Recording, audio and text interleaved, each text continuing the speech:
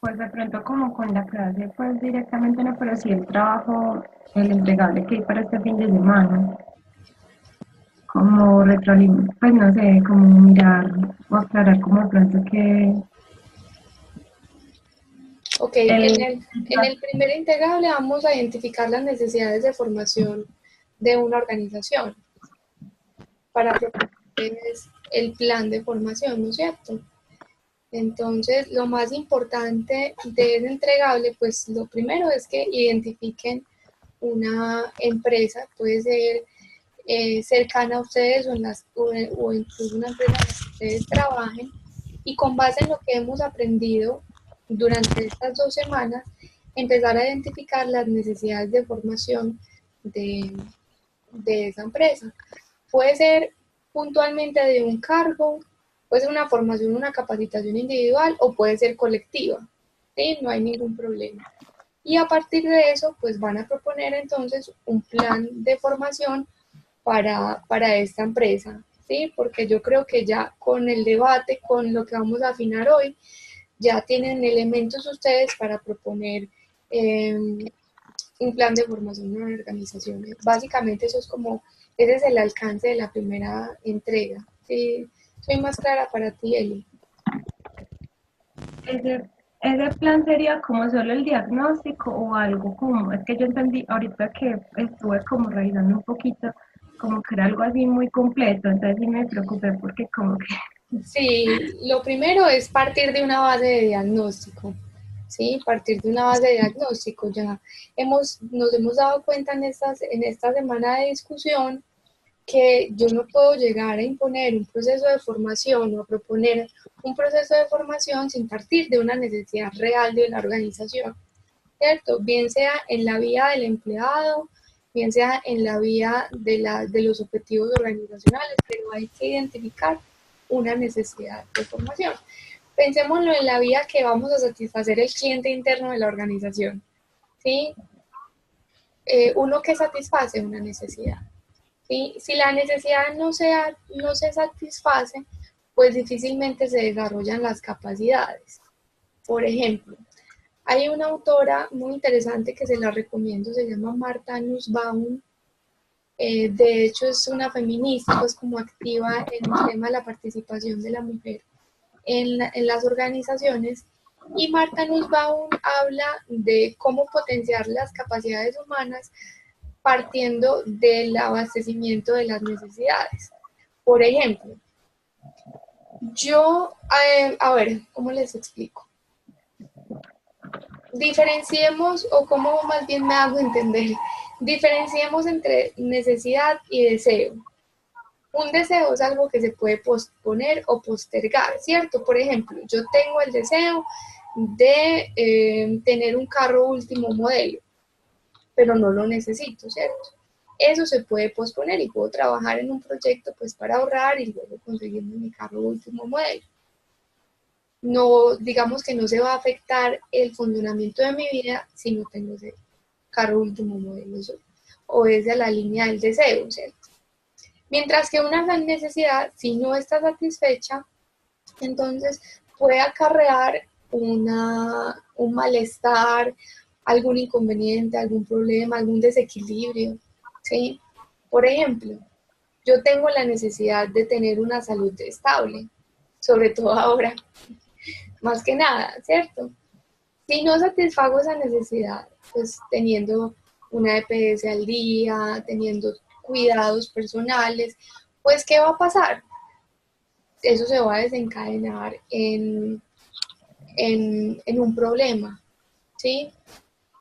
Entonces, para poder desarrollar, o por ejemplo, la necesidad de seguridad, ¿sí? Si yo no tengo la necesidad de seguridad resuelta en mi vida, entonces eso puede desencadenar un problema. Y la seguridad en todos los ámbitos, la seguridad en temas de vivienda, en temas de trabajo, en temas de económicos, en temas de la integridad de la vida, ¿cierto? Esa es como la gran diferencia entre una necesidad y un deseo. Entonces, esta autora plantea algo muy interesante y es que yo no puedo acompañar un proceso desarrollo de capacidades o de competencias si antes no se satisface una necesidad, ¿sí? Para poder desarrollar satisfacer una necesidad como la salud, yo necesito que la persona me desarrolle una capacidad que se llama autocuidado, que se llama independencia o que se llama autonomía, ¿sí? Entonces, primero le brindo todo el escenario de seguridad y de salud, pero finalmente cuando eso está resuelto y abastecido, ¿qué quiero? Que la persona logre una competencia de autocuidado, una competencia de independencia, una competencia de autonomía sobre su salud. Ya eso va en un nivel un poco más avanzado, ¿sí? Entonces, nosotros desde la administración humana tenemos que ir haciendo lectura de esas necesidades y hasta dónde están desarrolladas las capacidades y competencias de nuestros empleados para acompañarlos en esa capacitación y formación, ¿sí? Porque a veces puede pasar que diseñamos un programa o un plan de formación de un alto nivel cuando hay ciertas cosas que no se han alcanzado, ¿sí? Entonces hay que hacer lectura del momento en el que están los empleados de la organización, ¿sí? Puede pasar que ustedes vayan a la empresa y el jefe o el gerente, sí, Adri, claro, no te preocupes, y resulta que el jefe o el gerente les dice como, venga, aquí necesitamos trabajar, abordar trabajo en equipo. Aquí necesitamos abordar liderazgo. Necesitamos que la formación se enfoque en comunicación, que es por lo general lo que sucede en las peticiones o las dolencias de los jefes o los líderes, ¿sí? Pero cuando ustedes van a indagar en el equipo de trabajo, en el equipo de trabajo se encuentran otras cosas. Dicen, no, es que en realidad nosotros no conocemos bien los procesos de la empresa, nosotros no tenemos bien delimitados nuestros cargos y nuestras funciones. En realidad nosotros no sabemos bien cómo opera la cadena de valor del negocio y no sabemos el alcance de nuestra labor o nuestra función en la empresa, ¿cierto? Encuentran otra necesidad completamente diferente a la del jefe, que puede que se articulen o se encuentren en algún momento. Claro, la una puede ser consecuencia de la otra, por ejemplo, pero ¿a qué le van a dar prioridad y cómo van a argumentar la necesidad, cómo van a argumentar la pertinencia de su propuesta de formación, que realmente sí le esté apuntando a lo que debe apuntarle, que si realmente esté resolviendo o acompañando a resolver lo que se necesita resolver en la organización. Pueden ser cosas muy puntuales como, la planta de operación, la planta de producción cambió sus máquinas esta semana y van a llegar unas máquinas nuevas de Alemania y va a venir un ingeniero alemán de la empresa a prestar todo el servicio postventa en la instalación y manejo de las máquinas. Ahí que necesitamos una cosa muy puntual de capacitación. Ahí viene el papel estratégico de quiénes participarán, en cuántos tiempos, qué metodología lo vamos a hacer, eso luego cómo lo vamos a medir en indicadores en la planta de producción, ¿cierto? O definitivamente tenemos que revisar el liderazgo al interior de la organización. Bueno, la necesidad es montar un programa de formación para alinear el estilo de liderazgo entre los jefes y directivos de la empresa. Entonces, los recursos serán diferentes, los tiempos distintos, la población distinta, los indicadores luego frente a la forma de gestionar y acompañar los equipos de trabajo, esos líderes serán diferentes, ¿cierto? Entonces, básicamente esa es como la capacidad de lectura a la que les invito para este trabajo. ¿Sí? Entonces, no se me compliquen con que, ay, está súper complejo, ¿no? Es tener una mirada crítica de qué necesitará esa organización, ¿sí? Y a partir de eso proponer, pero proponer desde la realidad de la empresa, ¿cierto? La realidad financiera, económica, desde algo que pueda ser tangible, que se pueda llevar a cabo. Hoy vamos a ver una herramienta de diagnóstico que se llama el Balance Scorecard, que es producto del Balance Scorecard, se llama matriz de priorización, para no saber qué es lo que es más prioritario en una organización. Y tenemos otra herramienta muy común que es la DOFA, la matriz DOFA, para mirar, pues a partir del análisis de debilidades, fortalezas al interior de la empresa y oportunidades amenazas al exterior de la misma, pues a qué se le da prioridad, qué se puede fortalecer, qué se puede aprovechar, qué ya se tiene, o definitivamente qué se tiene que sustituir o cambiar. Entonces, eso les puede dar un poquito de apoyo en su proceso de análisis. Listo. Perdón, profe. Entonces, para este trabajo podemos utilizar una de las dos que vamos a ver hoy, ¿cierto? Uh-huh. Sí, pueden usar una matriz de priorización o pueden usar una matriz DOFA, por ejemplo, para hacer el análisis. Y ya con base en eso, proponemos, cada equipo, perdón, propone su plan de formación o de capacitación y todas las fases o etapas del plan. Listo. Ok. Jessica, Adri, ¿alguna otra pregunta frente a la actividad, a la otra actividad? ¿Se va quedando más claro? Súper claro, profe. Listo. Gracias. Bueno, entonces ahora, bueno, somos muy poquitas hoy, no sé qué pasó con la asistencia, se concentraron en el debate y se les olvidó la videoconferencia. Jalada de orejas y queda grabado. Vamos a hacer una lectura de una noticia que salió el año pasado en la revista Dinero, ¿sí? Pero entonces la vamos a hacer de manera individual para ver como que sale de Adri, de Jessica, de Liana, ¿sí? Es una noticia muy cortita y la pregunta para cada una es, o más bien dos preguntas. Vamos a mirar uno de los directivos más influyentes en este momento en Google, la historia de los directivos más influyentes de este momento en Google. Él se llama Sundar Pichai, es un indio de clase media baja que empezó como operador, como ingeniero desarrollador en Google y hoy en día es uno de los directivos más influyentes de la organización. ¿Sí? Entonces, van a leer cada una en 10 minuticos la noticia y van a responder dos preguntas. La primera es, ¿qué factores deben haber al interior de la organización? Que pueden apuntarlo.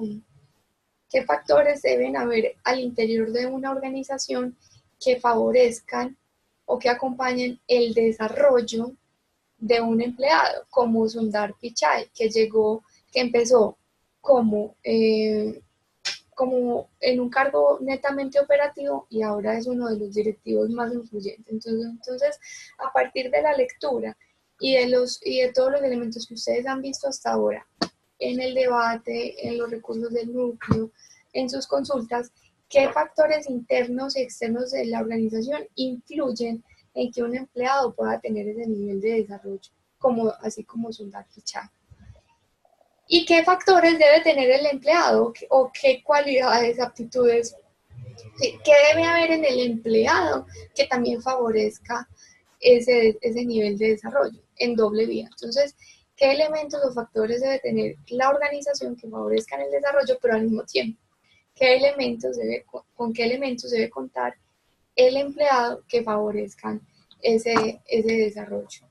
Listo, soy clara con ambas preguntas para ustedes.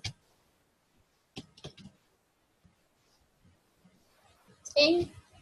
Profe, qué pena, en este momento cambié de micrófono. ¿La noticia nos vas a dar el titular para buscarla o...? No, aquí les paso el link. Listo. Ahí está en el chat. Entonces, ¿les parece si a partir de este momento nos tomamos 10 minutos para que lean la noticia y hagan sus reflexiones? Sí, profe. Listo. Entonces, en 10 minuticos vuelvo, pues aquí estoy conectada, igual estoy todo el tiempo acá, pero en 10 minuticos activamos la cámara para ver cómo van y empezamos la socialización. ¿Listo? Ok.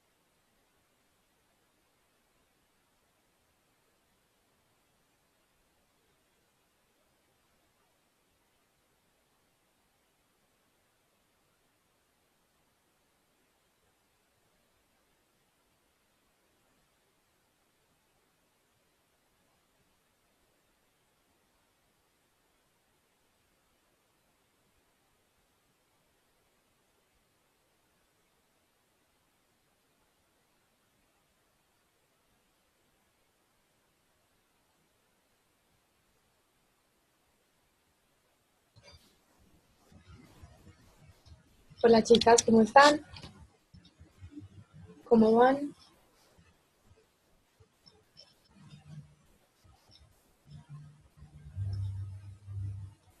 Chicas,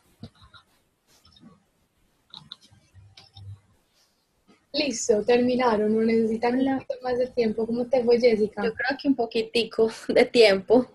Y lo dejamos hasta las 10:40 entonces. Listo. Otros 5 minuticos. 5 minuticos, listo. Bueno, igual estoy Gracias. por aquí.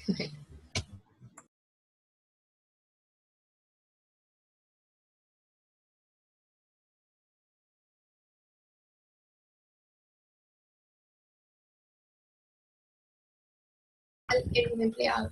¿Y qué elementos debe tener el empleado, características para poder tener esa carrera o ese proceso en una organización? Dale, Eli, adelante. Bueno, yo estuve leyendo eh, la articulación de la educación con el mundo productivo y la verdad pues arrojaba cosas muy interesantes. Em, por parte de la empresa pues encontré como el desarrollo de competencias generales y específicas, competencias intelectuales, en las generales intelectuales, personales, organizacionales, tecnológicas, empresariales o para la generación de empresas. Ese tipo de competencias como, o sea, que los empleados estén como encaminados en eso para, para ir desarrollando de acuerdo como a su área o a su equipo de trabajo. Y por parte de o lo que la empresa quiere recibir pues de los empleados o la actitud pues, o las cualidades serían como, pues ahí decían que muchos de los empleadores expresaban que buscaban la ética, el comportamiento ético de los trabajadores, que muchas veces no les interesaba tanto como qué tan profesionales eran, sino que inclusive se encargaban ellos mismos de formarlos para lo que los contrataban en muchas ocasiones, que muchas empresas estaban en ese sentir, pues como en el sentir de también participar de la formación de sus empleados. Otra de las características que mencionaban allí de las personas era la comunicación asertiva, el trabajo en equipo, el manejo de recursos e información. Me pareció pues muy interesante este artículo del Ministerio de Educación Nacional. Y con Okay. respecto a la noticia, me llamó mucho pues la atención. En cierta ocasión pues en clase pues en otro núcleo, llegamos como a la conclusión de que la generación de hoy es muy cambiante, los jóvenes son muy, o sea, no se conforman como con lo mismo, si esto no les gustó, entonces me busco otra cosa. Entonces luchamos como con eso en las empresas, como con esa estabilidad también de las nuevas generaciones. Entonces yo veía que este desarrollador partía mucho como de la innovación, de que había estudiado como ese mercado y sabía, es que no se van a quedar solo con esto. Yo desarrollé una búsqueda, pero con el tiempo, con los años, la gente va a querer más y va a querer más facilidad, más acceso. Entonces, eso me pareció muy interesante, que cada quien como que se apropie de como de lo que tiene, ahí es donde se va como desarrollando ese liderazgo. Excelente. Pero yo digo que es muy complicado que la empresa diga, no, es que usted va a ser el líder. Yo creo que eso se va como detectando en el camino de acuerdo a lo que los resultados que las personas van dando. Y la empresa también debe tener la humildad, sus directivos, por ejemplo, el directivo o las personas que acompañaron a Sundar en su proceso tuvieron que ser humildes y decir, no, es que no va a ocupar mi puesto, no me va a, ¿cómo se dice?, a correr el butaco, que esa es una de las creencias cuando se empiezan procesos de desarrollo en las organizaciones, y no a decir, bueno, este es un potencial, se le puede agregar mucho, tiene un potencial que le puede agregar mucho valor a la organización en la medida que crece, ¿cierto? Cómo encontramos todo ese talento y lo acompañamos para que lo desarrolle. Entonces rescato 3 elementos de tu aporte. El primero, muy interesante, la articulación entre la educación y el mundo productivo. Ahora entendemos que uno de los mayores activos de una organización es el conocimiento. ¿Y cómo se gestiona el conocimiento entonces al interior de las empresas? ¿Sí? Porque lo que hace competitiva, o más bien lo que le permite competir a una empresa en el mundo, es su capacidad de innovar. Y la innovación no viene en una elaboración de un robot o de una nueva máquina, ¿no? Es la forma en la que vamos cambiando los procesos, en las que vamos mejorando los procesos y vamos respondiendo a las necesidades del mundo de hoy y de mañana. ¿Sí? Por ejemplo, en una mediana empresa que conozco de litografía, fui a visitar pues su planta de producción y el gerente cuando me hacía el recorrido de una manera muy chistosa me decía, Ana, aquí implementamos no la tecnología de punta, sino la tecnología de pum, le quitaba la N. Y es porque cada empleado, cada operario dentro de su labor promovían la cultura o promueven la cultura de la innovación entre ellos y cada empleado, cada tanto tiempo propone la manera de mejorar su proceso, la manera de mejorar su máquina. Entonces, por ejemplo, estaban elaborando unas bandas como elásticas para una empresa y tenían una producción en masa muy alta y eran unas tiras súper largas y en la medida que pasaban por una máquina caían todas al suelo y el empleado perdía mucho tiempo luego recogiéndolas y organizándolas. Y el mismo empleado se ideó una banda con unos troncos de madera, los hizo a la medida y los ajustó. Y luego organizó como una especie de bandeja abajo en el suelo para que fueran cayendo organizadas. Y la misma manera en la que, la misma forma en la que puso la madera permitía que fueran cayendo en orden. Eso es innovación. Eso es promover en un empleado su capacidad de innovar. Y si eso lo acompañamos, si eso lo acompañamos con lo que motiva al empleado y si eso lo acompañamos con procesos de capacitación y formación, ¿a dónde va a llegar ese empleado que arrancó con esos pequeños cambios en su metro cuadrado? Pues imagínense. Entonces rescato eso, la articulación de la educación con el mundo productivo. El desarrollo de competencias organizacionales y específicas. Pues es muy interesante que las organizaciones compartan una línea de competencias, no tienen que ser muchas, 3 o 4 competencias que definan, que dicen, bueno, nuestros empleados para que sean exitosos en la organización, queremos que compartan estas competencias. Y las específicas de acuerdo al rol y al cargo de cada uno, excelente. Y me parece muy interesante lo que mencionabas de que ahora es más importante para el empleador el comportamiento desde la ética y desde los valores. Y si eso lo traducimos, podemos traer a colación, no sé si alcanzaron a ver un video que les puse en noticias de David Cuprés, el español que propone una nueva teoría en las organizaciones. Él dice, ustedes saben que una competencia se compone de 3 dimensiones. Una dimensión de conocimiento, una dimensión de habilidad, una dimensión de motivación o del ser, ¿cierto? Entonces él lo define en una formulita muy sencilla. Aquí en el chat, ¿están viendo el chat? En el chat se lo expuse. Lo que le agrega valor a la labor de un empleado se define en esta formulita. El conocimiento suma y la habilidad suma, pero la actitud multiplica. Entonces él lo define como C más H por A, donde es súper importante acompañar el conocimiento, sí, claro.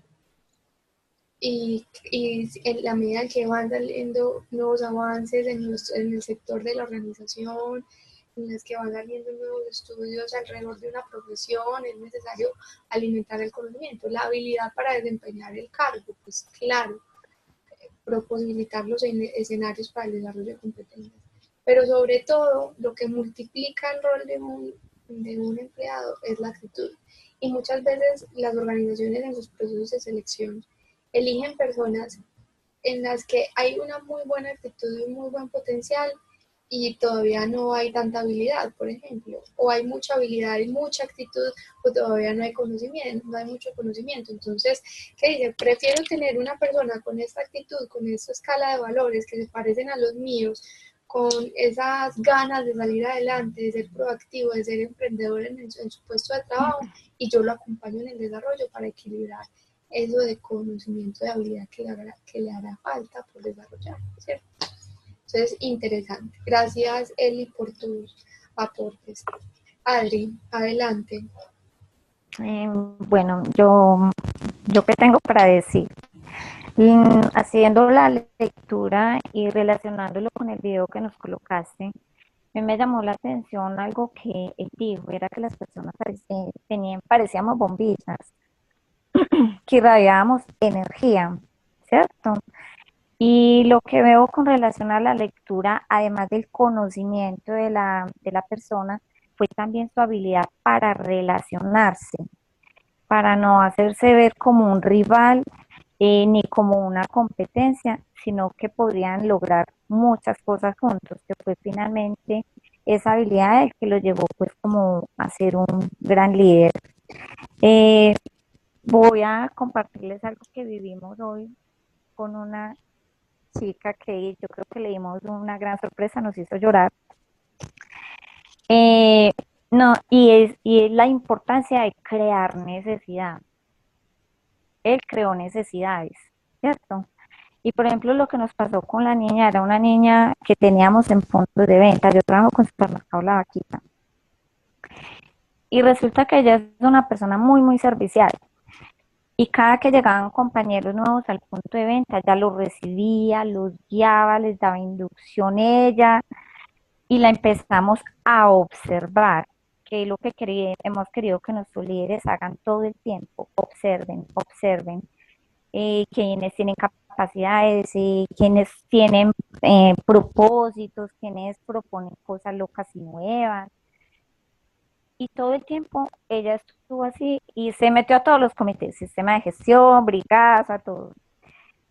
Y hoy decidimos que la vamos a formar y que la vamos a incluir en el departamento de gestión humana, y que va a ser la persona que nos va a entrenar a todo el personal nuevo. O sea, para que nadie llegue a un punto de venta sin conocer nada, y que tenga como esa bienvenida y al menos pues como ese primer conocimiento de cómo funcionamos y de cuál es nuestra cultura.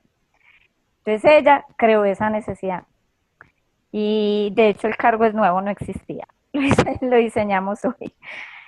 Y entonces fue lo mismo que hizo el personaje de Google, él creó necesidades, supo relacionarse, supo generar energía. Entonces, por acá pues como copié algo, yo diría que a nivel interno es que tengamos líderes con capacidad de escucha y observación. Me parece súper importante. En el tema de la participación, permitir como salir de la zona de confort. Finalmente, muchos de los grandes inventos fueron producto de errores. Entonces, qué bueno ensayar nuevos modelos y definir uno interesante y hacernos preguntas. ¿Qué pasaría si hiciéramos las cosas de tal manera? ¿Cierto? A nivel externo, es importante que las empresas tengan en cuenta, que también lo vi en el personaje de la lectura, es la capacidad de entender los desafíos y las tendencias, que fue pues como algo que él aplicó demasiado para ser los primeros o los mejores. Y esa búsqueda de aliados estratégicos.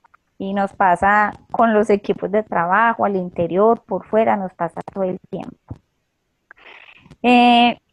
Tipo de personas, tú hablabas como de las cualidades de un empleado, pues un empleado que se adapte o que se parezca mucho a lo que quiere la organización dentro de su cultura, pero que bueno, personas que piensen diferente, de forma propositiva, con visión del mundo y del exterior, y con la capacidad de relacionarse. Definitivamente pensamos que eso es clave dentro de cualquier organización y dentro de la vida personal. Ayer también estuvimos en un congreso de Sura y hablaba de eso. ¿Cómo estamos capacitando a nuestros colaboradores para los desafíos venideros? Excelente. Entonces nos dejaron ahí bien inquietos. ¿Qué Ujú, vamos a hacer? claro, pero ya está la Entonces, pregunta. Ujú. entonces así lo relacionamos, profe.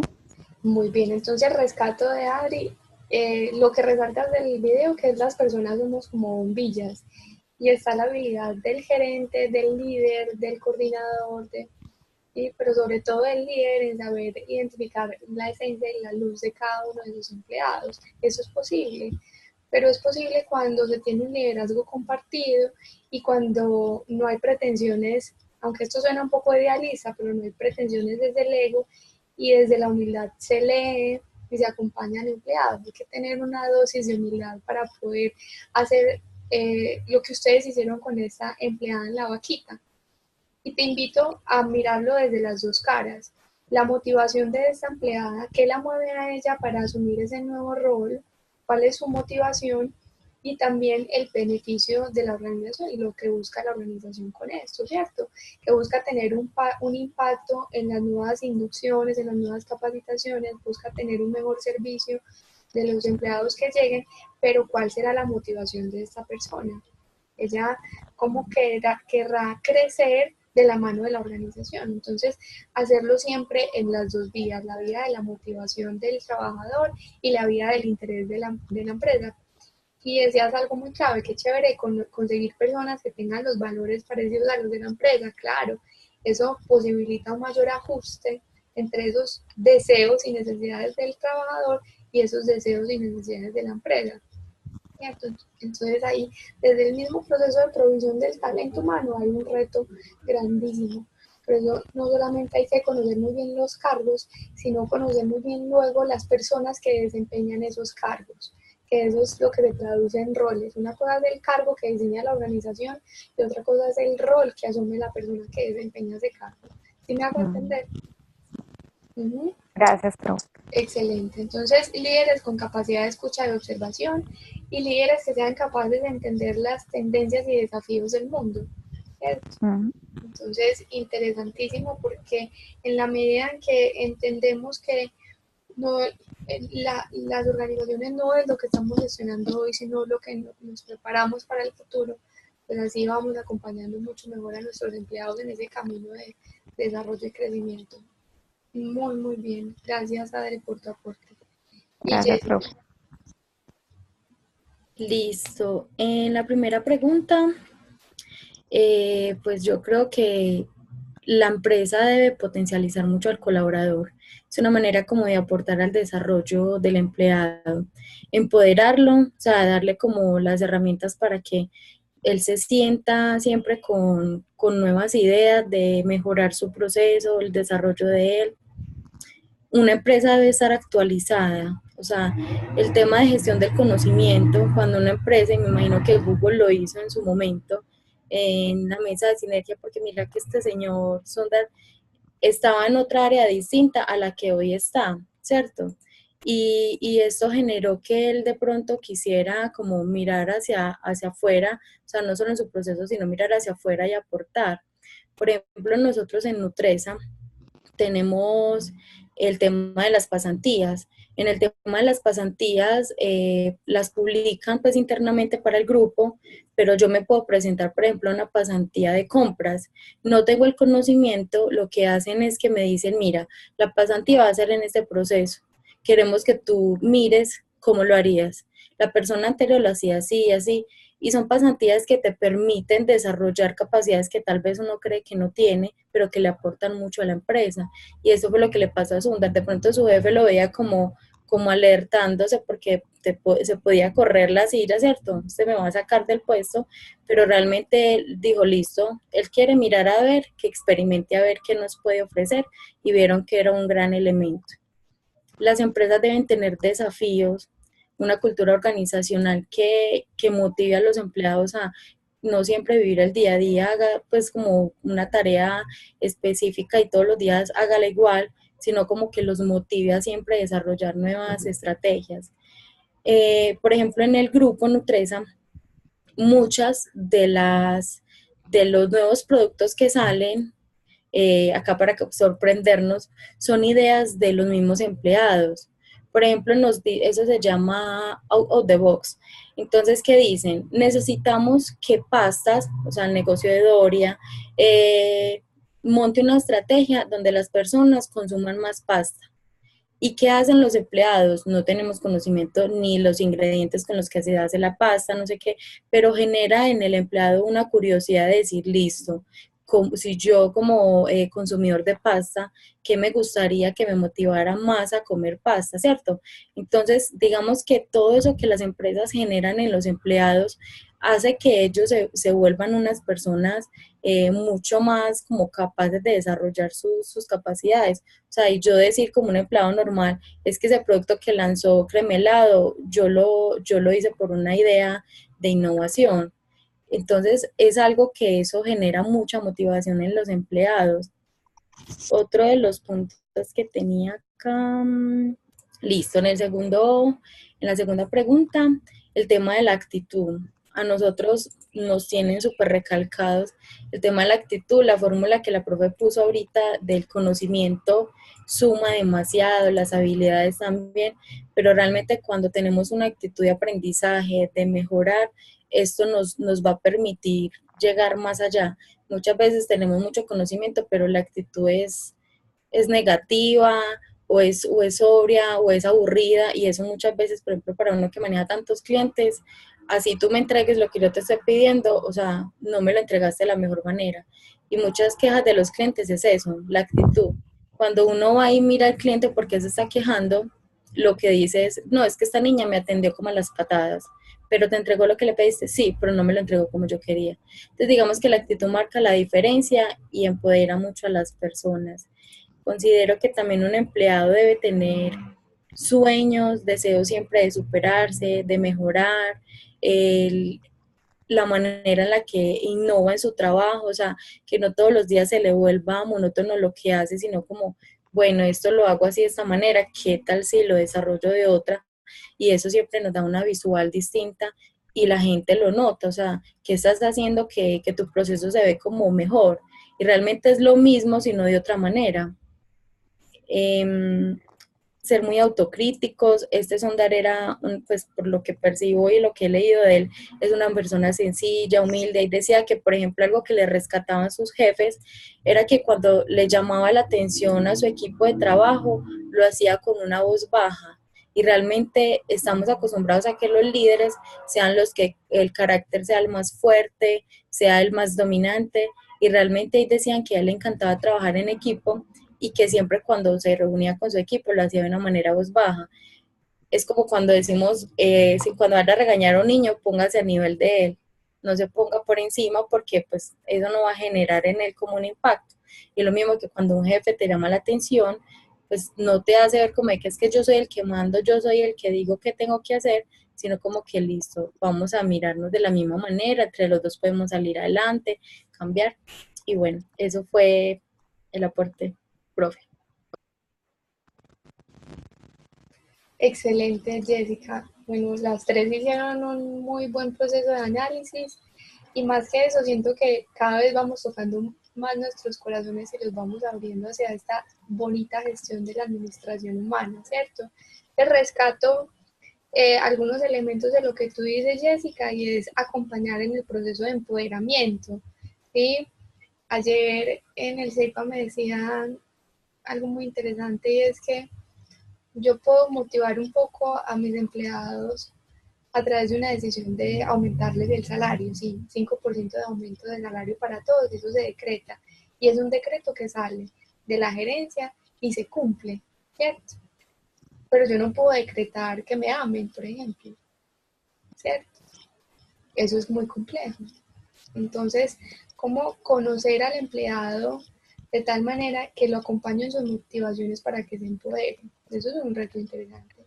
Y ya está comprobado, o clarísimo, que la compensación salarial o financiera es solo un pedacito de la compensación laboral. Porque si lo único que motiva a un empleado es el dinero, pues ¿qué va a pasar? ¿Ustedes qué creen? ante cualquier A la mejor oferta, ahí mismo se va a ir. a la mejor oferta Profe, salarial se va. Ujú. ayer, por ejemplo, en el Congreso fueron temas como ese. Entonces, por ejemplo, el salario emocional.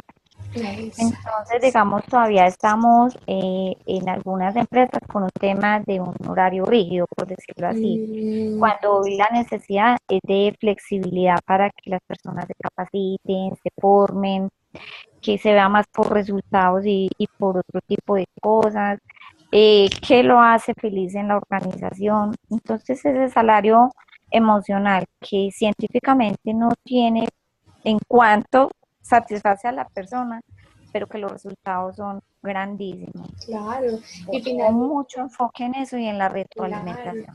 y está comprobado que las organizaciones aumentan su productividad, su número de ventas, sus beneficios y sus ganancias cuando implementan esos procesos al interior con sus empleados.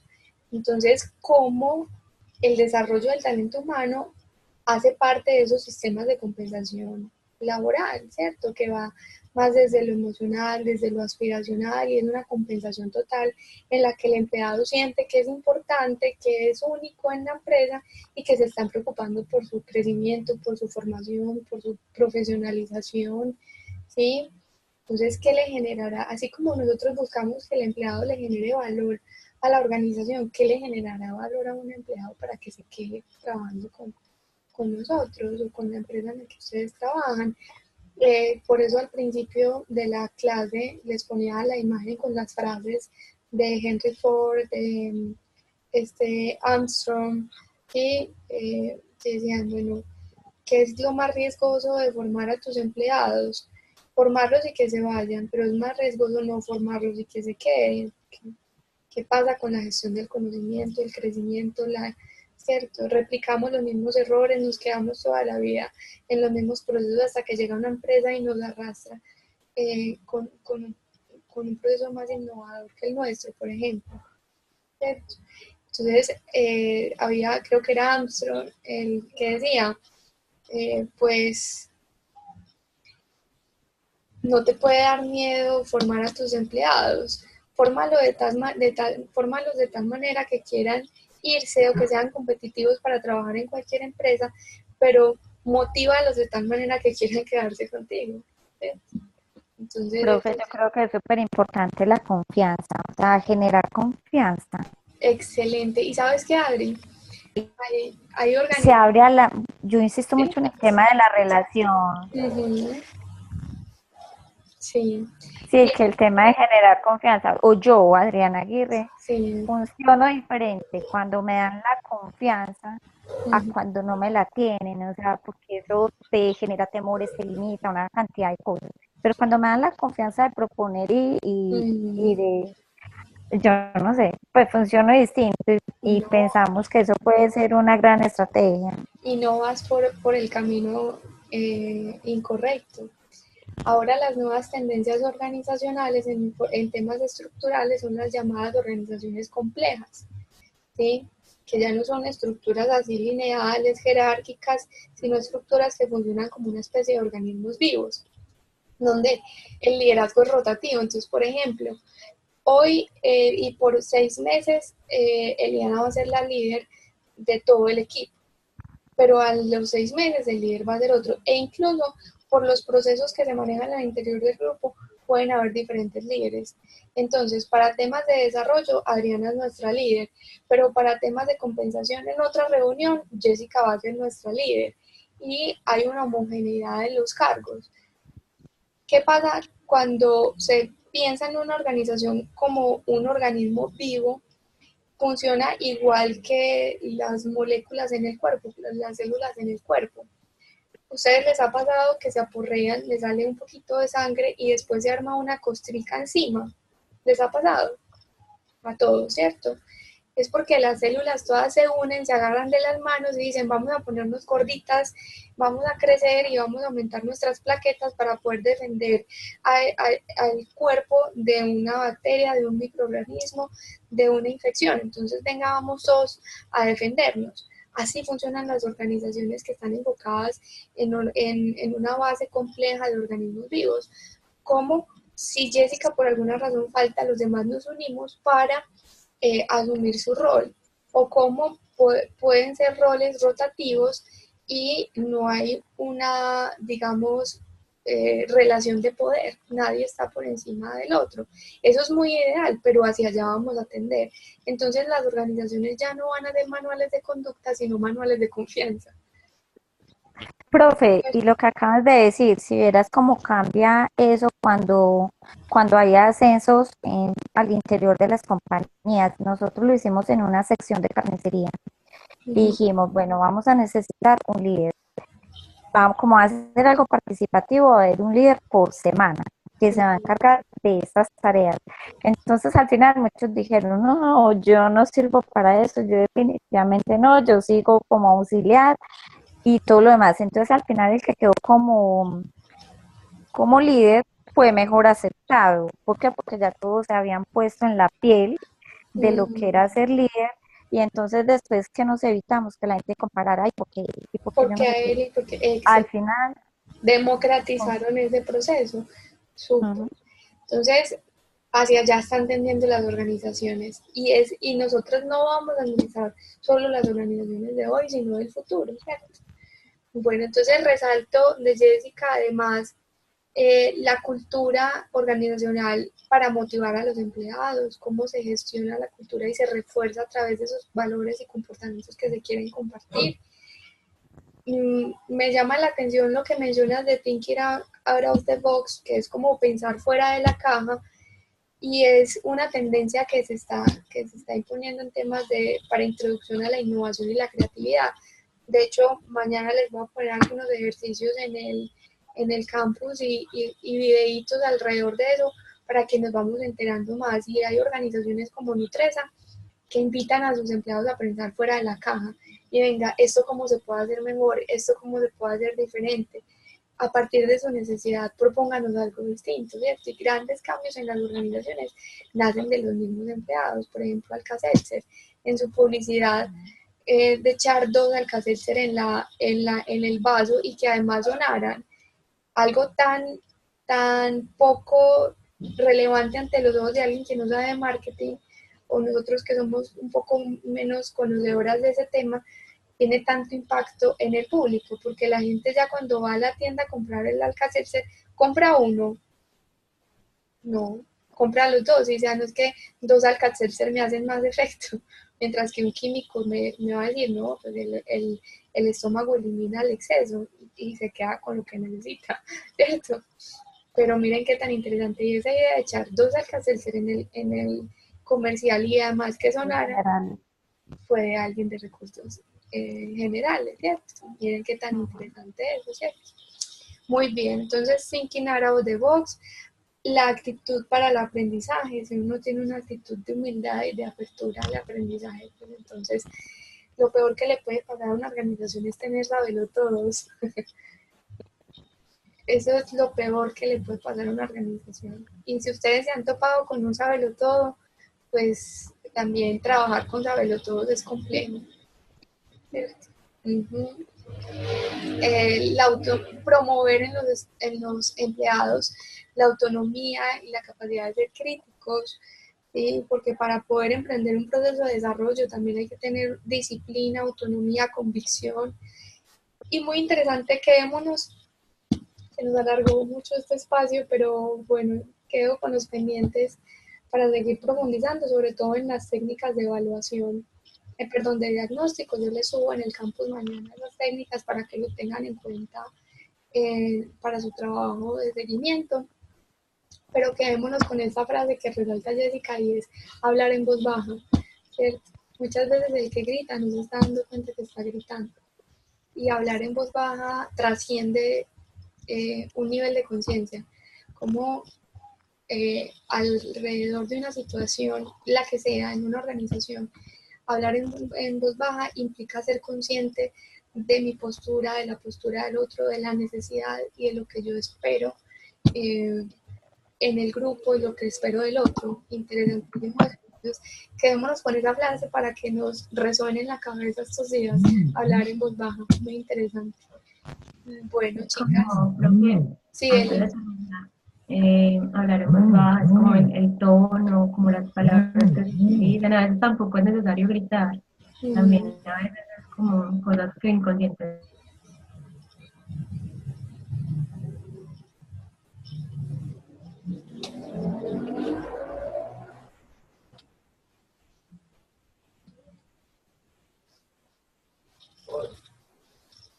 Hola, ¿me escuchan?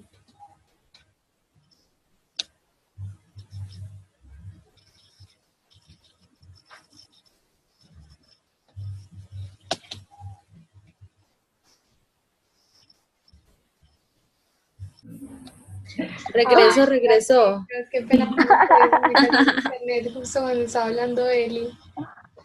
Como estoy pegada del wifi de mi casa, donde me cayó el internet. Pero bueno, entonces, si puedes retomar, porfa, lo que me perdí de lo que nos estabas hablando. ¿En qué parte quedó? Ajá. No, la reflexión que empezaste a hacer sobre el hablar en voz baja en una organización, pues a la hora de liderar o dirigir procesos, y perdón.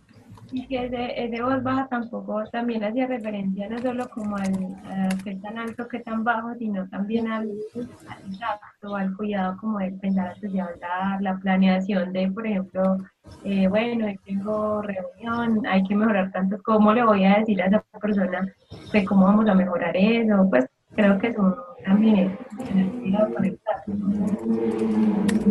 Excelente reflexión, súper. No sé si quisieran agregar algo más o tienen alguna inquietud antes de cerrar este espacio. Profe, yo necesito hablar con usted. Sí, pero ven, hagamos algo entonces para que, espérame, yo termino